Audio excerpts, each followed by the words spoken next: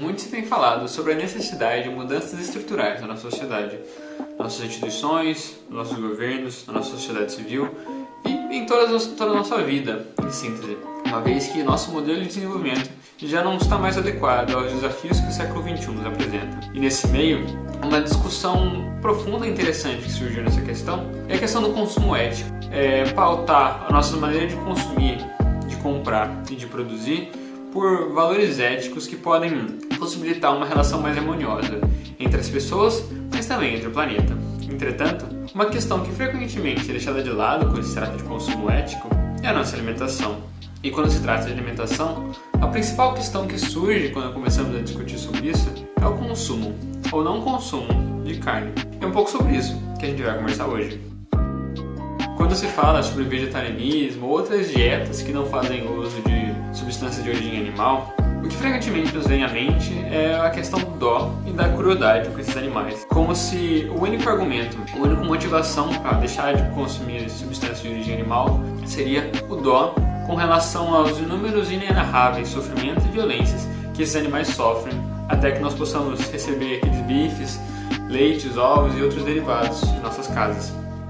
É óbvio que o nível de violência e de crueldade que esses animais são submetidos é completamente desumano e injustificável. Entretanto, é interessante abrir um pouco mais esse diálogo, esse leque, para perceber que, quando se compara com todas as outras questões, a crueldade com relação aos animais assume um papel quase que marginal, secundário na discussão sobre o consumo de carne. Uma resposta que frequentemente temos nessa questão é afirmarem que os seres humanos, nós, consumimos carne desde sempre. O que em partes é verdade. Desde que nós nos entendemos enquanto pessoas, nós consumimos carne. Não só no nosso próprio trajetório de vida, mas enquanto humanidade mesmo.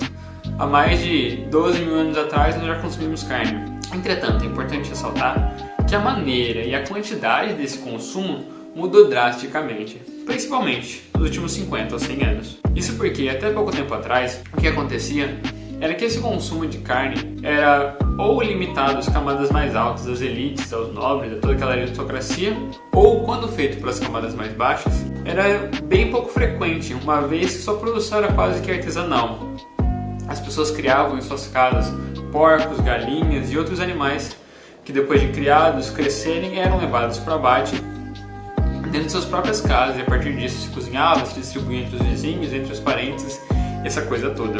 Entretanto, por volta do começo do século XX, experimentou-se uma mudança drástica nessa relação com a carne. Isso porque, com o surgimento da indústria, com esse novo modo de vida ocidental que começava a despontar, essa produção de carne passou a ser massiva, industrial, aumentando cada vez mais e produzindo cada vez mais carne e tornando esse consumo cada vez mais frequente e mais democrático, digamos assim.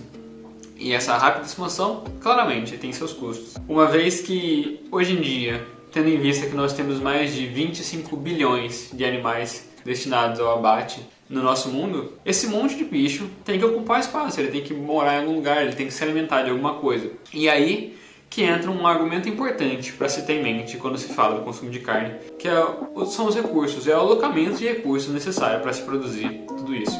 Isso porque, uma vez que temos 25 bilhões de animais, podemos dizer que mais ou menos 83% de todas as terras agricultáveis do nosso mundo são destinadas para a produção e criação desses animais. Isso contando a parcela em que eles efetivamente vivem, o pasto, o gado em que eles habitam, e também a parcela destinada para a produção de ração, que são cereais, trigo e outras coisas que são destinadas para eles que eles possam comer.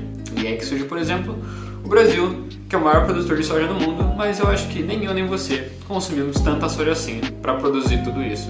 Isso porque é importante lembrar que aquele bife que chega na nossa casa e que você provavelmente comeu hoje não surgiu da lei, não simplesmente apareceu limpinho, cortadinho, bonitinho, embaladinho. Ele, há algumas semanas ou meses atrás, era um animal. Era um ser vivo que respirava, que andava, que soltava pum, mas isso é outra história. Que corria, que andava e que tinha uma série de processos metabólicos bastante complexos. E assim sendo, consumia parte significativa de sua energia para se manter vivo, assim como nós fazemos. Mais especificamente, para colocar em números, esses animais, principalmente os bois e as vacas, consomem mais ou menos 97% das calorias que produzem, que ingerem, com seus processos metabólicos. Ou seja, mais ou menos 3% de todos aqueles cereais, de tudo aquilo que ele consome, acaba se tornando efetivamente carne, destinada para o nosso consumo, claro. Então nós podemos dizer que, para além de utilizarem mais ou menos 83% nas suas terras agricultáveis, para produzir 1 kg de carne, é necessário que se dedique 15 mil litros d'água e 25 kg de cereais. É isso mesmo. Para produzir 1 kg de carne, são necessários 15 mil litros d'água e 25 kg de cereais. Isso é só para quantificar quão ineficiente é a produção de carne. Ainda mais no mundo em que uma pessoa, ou melhor dizendo, uma criança, a cada 10 segundos morre de fome. Enquanto mais ou menos 1 bilhão de pessoas passam por fome sistêmica, nós temos uma indústria que desperdiça 97% dos alimentos e das calorias que ingere.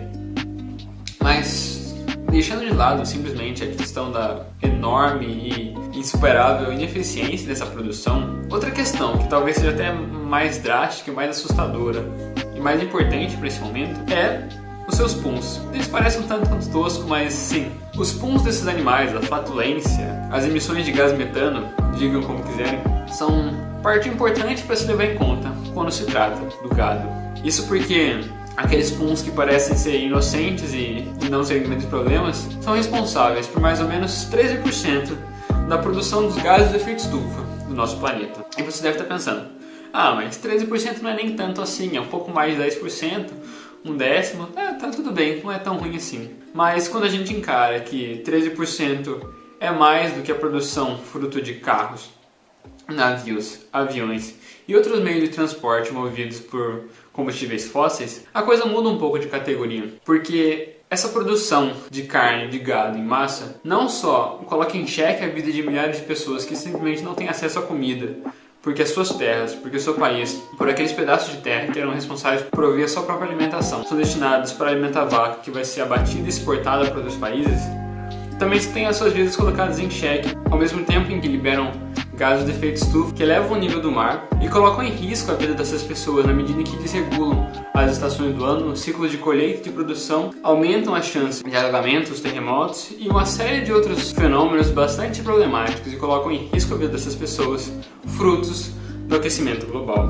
Esses são 2 argumentos introdutórios só para começar essa discussão, mas para além disso nós poderíamos falar também da produção de superbactérias através dessa produção de gado, uma vez que mais de 70% da produção de antibióticos nos Estados Unidos é destinado para a alimentação desses animais, a produção de hormônio, como isso afeta nossos ritmos de crescimento, e claramente um ponto que entrou em alta nos últimos tempos é o risco do salto de vírus desses animais para o nosso corpo, devido à nossa produção em massa desses animais. Vírus esses que provavelmente o Covid-19 é um deles. Mas, tendo isso em conta, o que nós podemos fazer? Como é que nós podemos tentar encontrar soluções para todos esses riscos?